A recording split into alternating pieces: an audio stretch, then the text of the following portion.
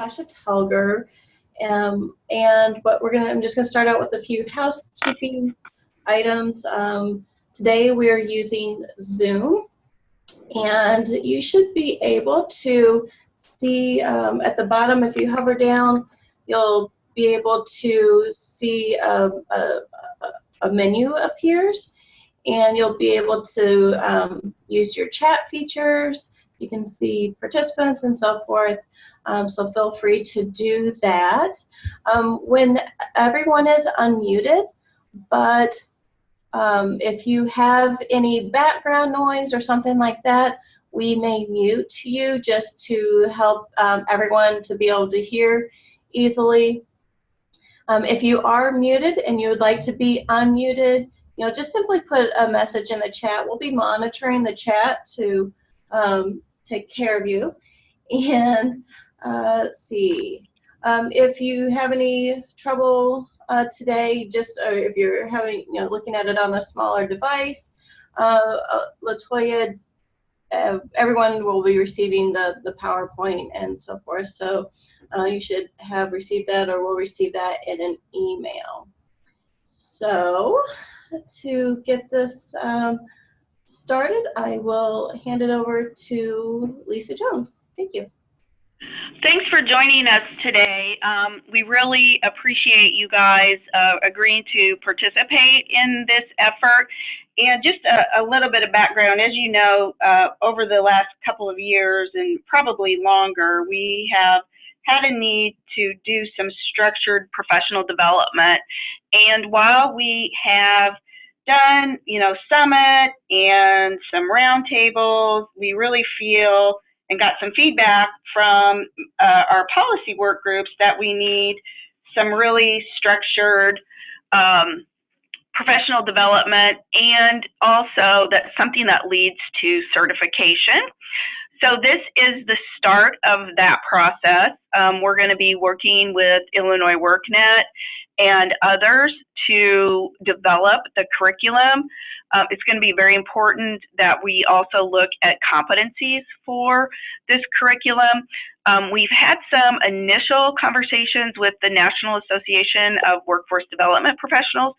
So as we move through this process, we're anticipating that we can, rely on them, and we do want to consult them as necessary and as they are willing to help us create this particular academy. We aren't wedded to the name, so that is definitely one thing that I think this group can, talk about briefly after, when we meet in person. But I think as far as a welcome, that's really all I want to say. Natasha, I'm turning this back over to Natasha and LaToya. LaToya has been brought on board by Illinois WorkNet as as the lead for this effort. And so you'll be hearing from her quite a bit, as well as Natasha. So definitely, I think it's important that we had this out. Sorry.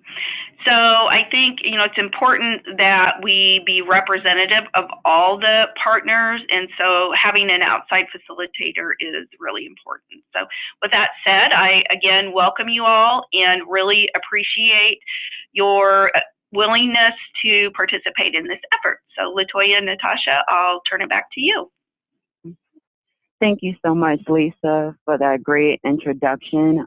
At this time, we'd like to introduce our facilitation team. As you just heard from Lisa Jones, it's myself. I'm LaToya McCrae. I'm the Integration and Training Coordinator here at Illinois WorkNet. And we also have Natasha Ray Telger, which is also the Integration and Training Coordinator. And last but not least, we have Mark Burgess, which is from the Illinois State Employment and Opportunity and Training Agency. So at this time, we want to give the floor to you all, and I'll just go down our participation list, and I will start it with Eric. If you can introduce yourself, your organization, and what type of services you provide. Hi, can you hear me? Yes. Okay, just wanted to double check. Yes, this is Eric Grebner. I'm Executive Director of Homework Hangout Club in Decatur, Illinois. We've been an organization since 1991, kind of evolved starting out with youth services to low-income families, and since then, especially in the last 10 years, we've really developed as an employment training institute here in Decatur, Illinois. Specifically, we provide both construction training, and we also have a DOL registered apprenticeship program through which we provide training in a couple different industries and fields. But mainly, we're working with specifically low-income populations, different grants, different federal sources, state sources as well. So. Okay, thank you so much, Mark, for that. At this time, anyone can chime in. It's hard to see the names because some of you are on the phone, but I'll let Janice Taylor Brown introduce herself. Hi, thank you. I'm Janice Taylor Brown. I'm with the Department of Employment Security. We oversee 5 programs that are covered under WEOA, which are Wagner-Pizer Employment Services, Migrant Seasonal Farm Workers Program, Veterans Employment Program, TRA, and Unemployment Insurance. Thanks. Thank you. Anyone else? With people monthly just doing like making stuff. Now that's what you think now. Hello, can't hear you clearly.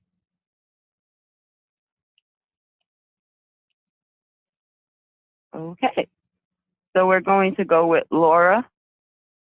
Yes, Laura Dom with the Department of Commerce and Economic Opportunity.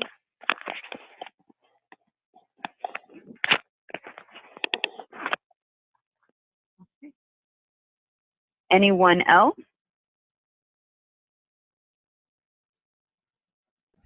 Yeah, hi all. Good morning. This is Jeannie Kitchen, Associate Director at SIUC CWD. Okay. Hi, Jeannie.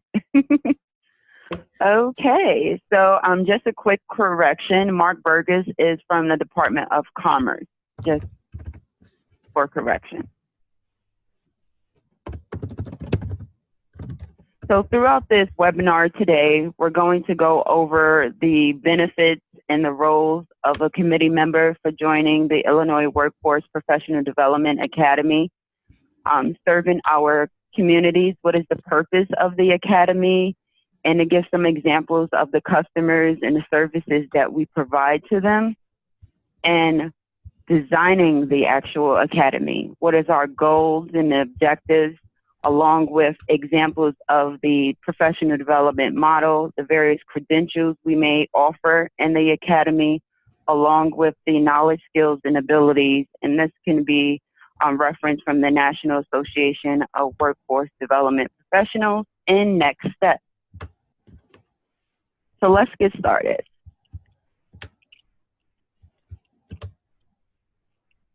So you're all on this call wondering what is the benefit of me participating in the Illinois Workforce Professional Development Academy? And my answer to you all is that we need you. Without your knowledge and expertise and experience in the field of workforce development, whether you work for a state agency or community-based organization, you have the knowledge and skills that we need to make sure that this academy is successful. By you participating in this committee, you will gain experience, which will help you to understand the state's workforce initiatives here in Illinois, help us to develop the training initiatives that we offer throughout the academy, and that will assist with things like the length of a course, the learning objectives, and the requirements on who should take a particular course or not. Leadership, like we stated before, you have wealth of information that we need, and it will help us to learn best practices and also advocate on behalf of your staff and the customers that you serve. Because if we do not understand what your needs are, it's hard for us to create an academy to address those concerns. And also community engagement. This gives us an opportunity to work hand in hand with one another to build relationships, and through those relationships, we can exchange information. Some of us are enrolled into our agencies, and we might not know what services faith-based or community-based organizations offer. So we want to make sure that we know what services are available within our community. And last but not least, the expertise. This gives you an opportunity to give any feedback on the modules that we may develop throughout the committee and so forth.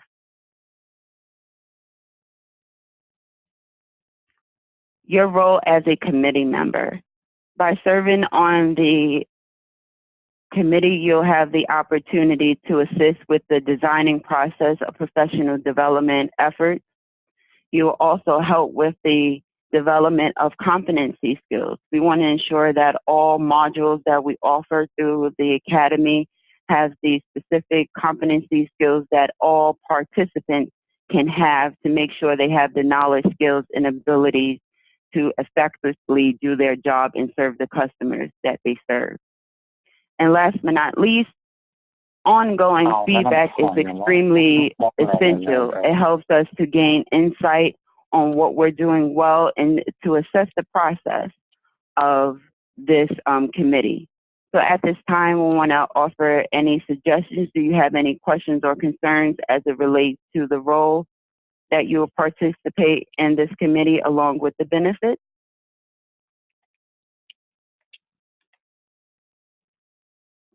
Okay. So at this time, I will turn it over to my colleague, Natasha, as she goes over serving our communities. Well, as you know, there are many partners in Illinois that offer services to help individuals and employers reach their training and employment goals. So, just like a subway system, you know, these customers can enter our network of partners at any point. They may seek assistance from a state agency, from a training provider, library, community-based organization, so on. And so we just need to make sure that we provide our network of partners with information so they can provide either services or direct customers to the appropriate tools and services, regardless of wherever they enter that system. Now there's two primary customers that we usually talk about. We have the job seekers and individuals, and those, you know, can range from youth, adults, youth or adults, and they're usually facing situations that may make it difficult for them to get a job or to complete training. The other group of customers are employers or businesses who are seeking assistance to find qualified candidates for job openings or find other solutions for some of their workforce challenges.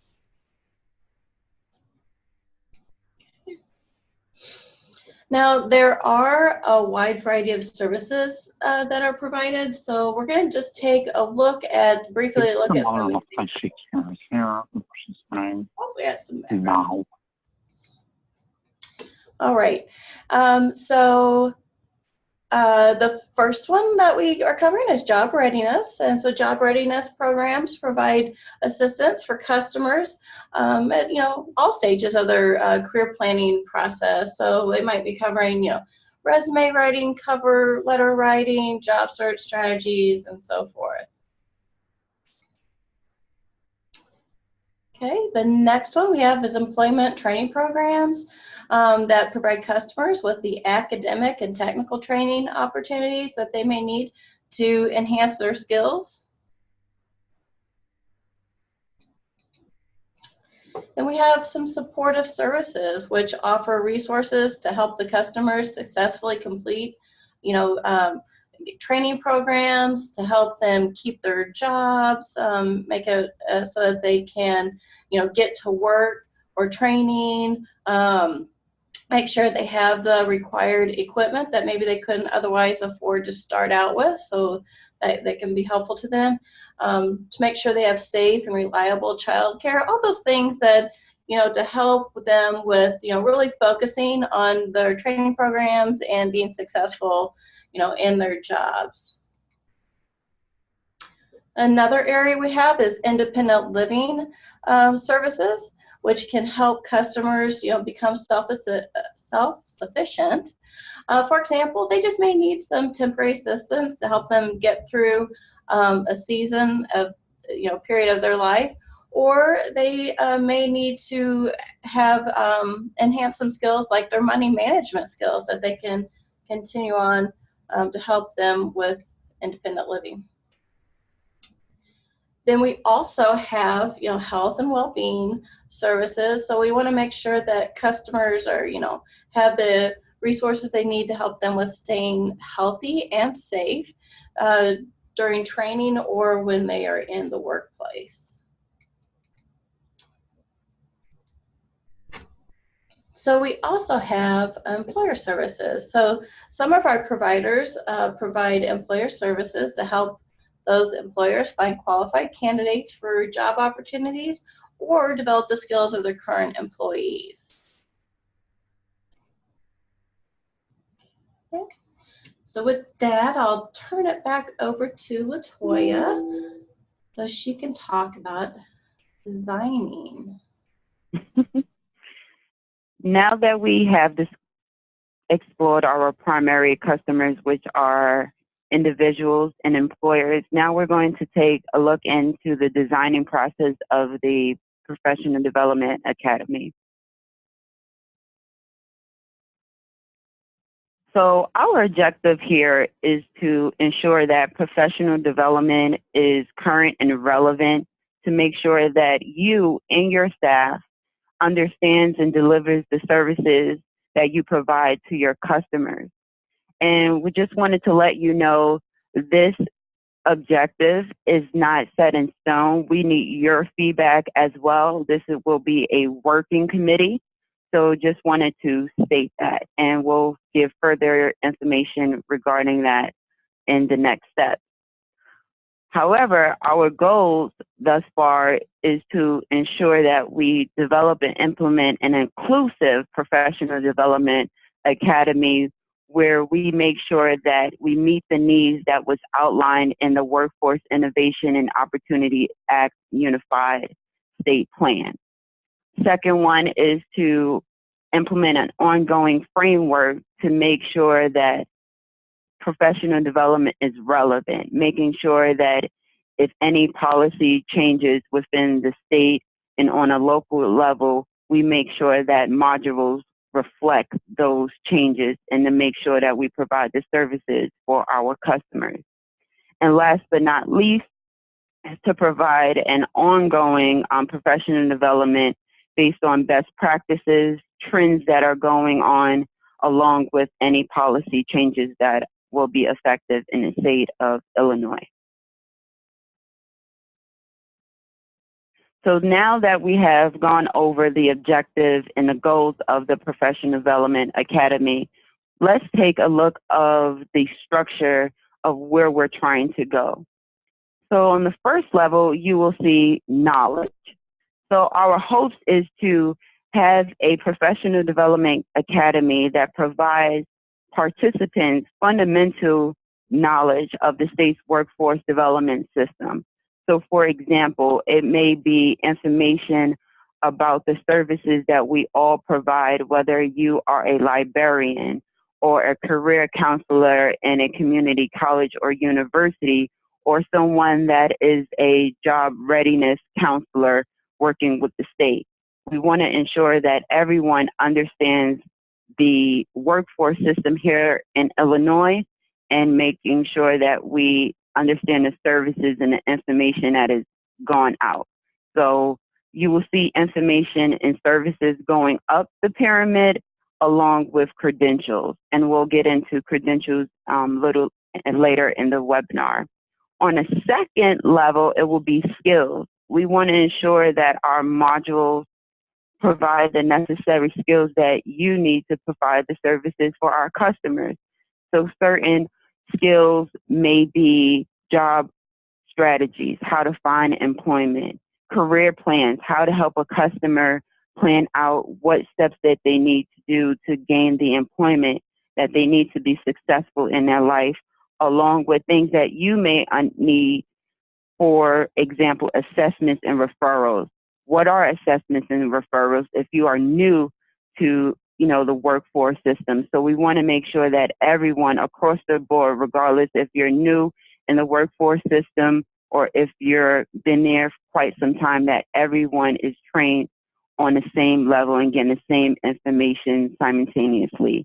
And as we move up to level 3 is the abilities. Now that you understand the knowledge and the skills, how do we actually apply it? Actually getting to make sure that we know what we're doing and making sure that we're providing excellent and quality services for our customers. Now, similar to the structure of the professional development, we're looking more right now into the framework.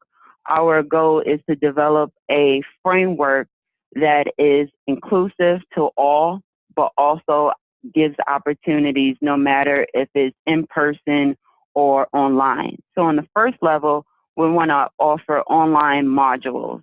It may be, you might have open source platform that we may use to offer online courses that's accessible to all and may be free to, your staff. On a second level, it may be some trainings that we offer in-house. We may do some regional trainings in which you can come into and have like a full day training seminar. And as you see, once you move up the pyramid, there will be a train the trainer. And once again, this is contingent on your feedback as well as participants in this committee. And last but not least, job skills training. We may receive some additional support from third-party organizations to provide the trainings that we need to make sure that you have the skills and the knowledge that you need to do your job effectively and efficiently, and along with understanding your customers' needs. And as on the right-hand side, you will see credentials, and we'll be addressing those now. So with credentials, there are various credentials that we may offer. As you see, we have the pyramid model again. And so we want to make sure that every module that a participant takes, we want to make sure that they have something to acknowledge that they have achieved or completed the actual course. So for example, you may receive a digital badge. For example, if you've gone on LinkedIn or any professional organization site, or if you have your own professional website, you might have a digital badge that may say that you are certified in project management or adult learning or facilitation skills. This lets, customers and also other, partners know these are the skill sets that you have and that you have mastered them. And so as you move up, you will receive digital badges and certificates. As you know, certificates are, a document, or it can be physical or digital, that states that you have gained the knowledge within this module and you have completed the course. And at the top, there will be certifications. These are certificates in a sense that's time limited, and basically it states that you have mastered the knowledge, skills, and abilities that would perform in a particular occupation. So, for example, you may receive a certification as a human resource management professional. This lets, your colleagues and customers know that you have the knowledge and skills in that particular field. And sometimes you have to renew your certification yearly or every 3 years and take various continual education courses to help you maintain that certification. And of course, there is a fee. And we're going to look into an example with that. So the National Association of Workforce Professionals, they have a program that offers a certification program for workforce professionals. And so with this organization, their certification is basically designed to ensure that you master the 9 competency skills within that organization. And we're going to take a look into that right now.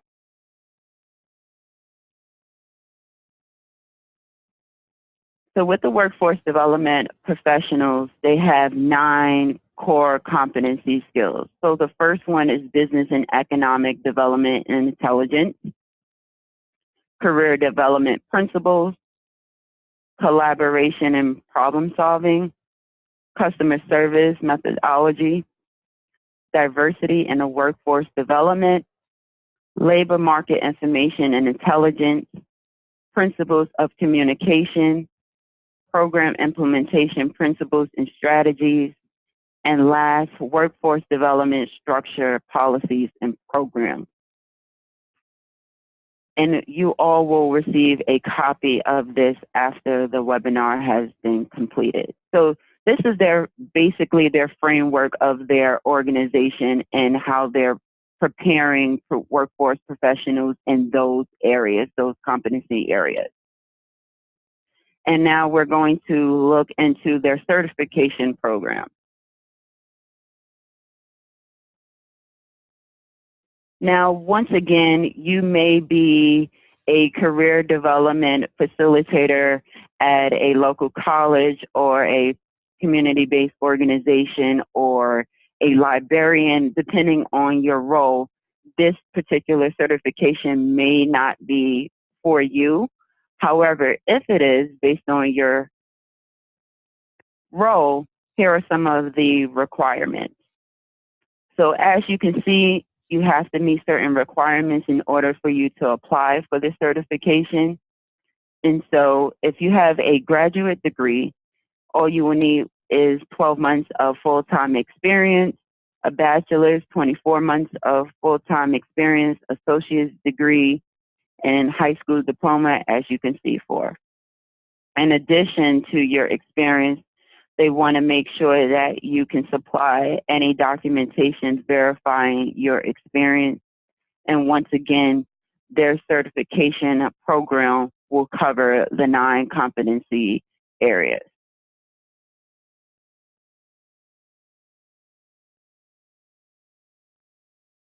Any questions regarding the designing of the Professional Development Academy?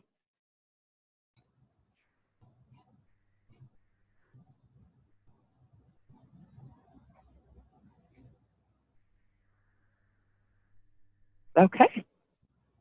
So I'll turn this over to Natasha as she explains next steps in the process. Okay, so for next steps, we're going to take the presentation and the recording, and we're going to email it to everyone who registered to participate today.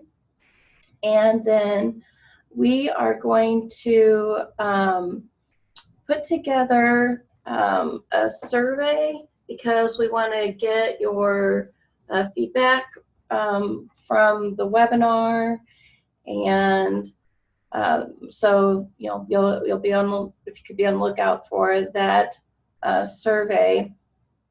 But, you know, as you listen to the information today, and if you think that there is somebody else that would be good to participate in this type of committee, then please go ahead and send that to us. You can just reply to the email that Latoya sends out with all the, as a follow-up from the webinar. And then we're going to take that information from the survey and use it to help develop the materials, because we really want to make the most of your time when you're with us on March 14th. And so again, you know, we just want to make sure we get the information from you so we can put it all together and maximize what we can do with the time that we have. Okay, so for the next steps as far as the participants, we do have the meeting on March 14th in Bloomington. and it's from 10 to 3. If you would like to participate, or if you need to recommend somebody else, or if you want to participate and recommend another person to participate as well, that's perfectly fine. You can register at with the short URL that's available, and go ahead and register for that, and look for the follow-up survey like I mentioned before. And again, with that survey, we want to think about like the goals for the academy, and then also like the knowledge, skills, and abilities that are needed and that need to be covered with this professional development. Yes, and so so Eric had a question. Can you email us the link to registration for the 14th? And yes, most definitely. We'll have that put in the follow-up email as well. Thanks. Okay. Are there any other questions? This is Janice Taylor Brown. How many people do you anticipate having on this committee?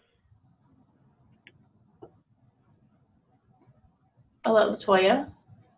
So as of now, based on your participation, we have currently around 15. Our hope is to at least get 20 to 25 or even 30. The more, the better, so we can have a balanced, wealth of information. So if you know anyone, Janice, that might be interested and you feel that they would be a great asset to the committee, please forward that information to me, and I will put my email in the chat box, and you can forward their information so I can contact them and give them additional information in regards to the committee. And then my next question is, so are all of the various workforce partners, have they been asked to participate? So with that being said, based on our facilitation team, we contacted certain community-based organizations or state agencies that we knew that may be a great asset to the team. However, we don't know everyone. So if you know anyone, once again, you can forward that information to me. We want to make sure that we have a diverse committee. So it's not only state agencies, because the workforce consists of more than just state agencies, but we want to get community-based organizations, public schools that deal with youth, and so on. Can I interrupt for a moment? I'm sorry. I'm Tanisha Carter with Peoria Public Schools, and I've been on the call for a moment, but I did want to interrupt you in the process. But I wanted to let you know that you do have a district that's on the line, and along with the committee selection here. Sorry to interrupt. Oh, no problem. Tanisha is your name, correct? Mm-hmm. Okay. With Peoria Public Schools. Thank you. Yeah. Hey, Latoya, this is Jeannie. If you went back to that early slide that Lisa covered, that is representative of all the different types of organizations that were invited to participate with this group. Yeah, so Latoya will go back to that slide. Keep going. Mm-hmm. Keep going. Mm-hmm. So that gives you an idea of the broad representation that is being sought to participate with the group. So there were representatives from all of these kinds of organizations invited to participate. And as Latoya said, if you do have a suggestion, please do pass it on. Thank you for that explanation. It's hard on my end because I'm only getting the information just for me. So I don't know who's been invited. The group that's putting this together, they have that aspect. They know who's been invited and where they're from. On my end, I'm sitting here really, sort of isolated, only knowing that I've been invited. So that's where I'm struggling with all of this. Once once the membership is determined, everybody will receive a member list. So this is just the first webinar that people registered for. So the member list is not complete, but it will definitely be shared. Okay, so I will send some names. I'm assuming they're going to be duplicates, but if they are, just disregard them. Sure, thanks.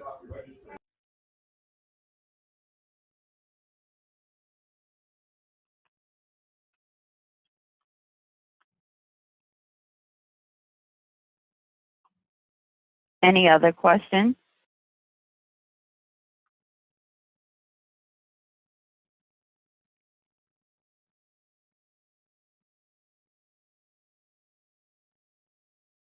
Okay. I typed this into the chat pod, but I just want to confirm the meeting time on the 14th. The registration at that link says 11 to 3, although in the presentation it says 10 to 3. Yes. So Eric, we had to make the last minute changes, so that meeting will be from 10 a.m. to 3 o'clock, and it will be a working meeting with lunch. Okay. Okay, so I'll make that change right now. Sorry for the inconvenience. So the time, once again, is from 10 to 3. And that still will be at Heartland? Yes, it will be at And Heartland normal? Community. Yes. Okay. Normal, Bloomington. Yes. So at this time, I want to thank everyone for taking their time out to be with us on this webinar. We look forward to having you on our committee. And once again, thank you. And you all have a great day. Thank you. You're welcome. Bye-bye.